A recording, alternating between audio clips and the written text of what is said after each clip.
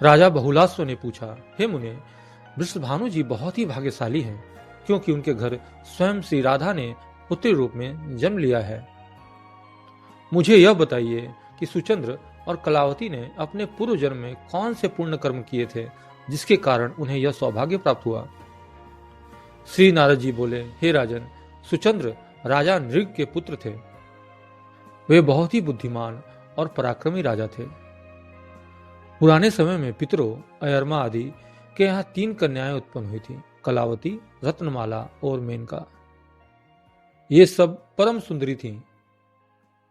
पितरों ने अपनी इच्छा से कलावती का विवाह सुचंद्र से, रत्नमाला का विवाह विदेहराज से और मेनका का विवाह हिमालय राज से कर दिया।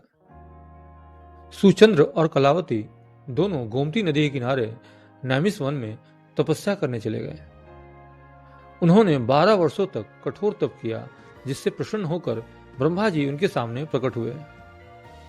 ब्रह्मा जी ने उनसे वर मांगने के लिए कहा। राजा सुचंद्र ने ब्रह्मा जी से मोक्ष का वरदान मांगा।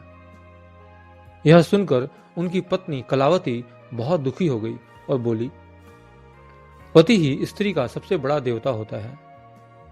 यदि मेरे पति को मोक्ष मिल गया तो मेरा क्या होगा? मैं इनके बिना जीवित नहीं रह सकती। अगर आप इन्हें मोक्ष देंगे तो मैं दुख में आपको शाप दे सकती हूँ। ब्रह्मा जी बोले, देवी, मैं तुम्हारे शाप से डरता हूं, लेकिन मैं अपने दिए हुए वर को वापस नहीं ले सकता। इसलिए तुम दोनों स्वर्ग जाओगे और वहां सुख भोगने के बाद फिर से धरती पर जन्म लोगे।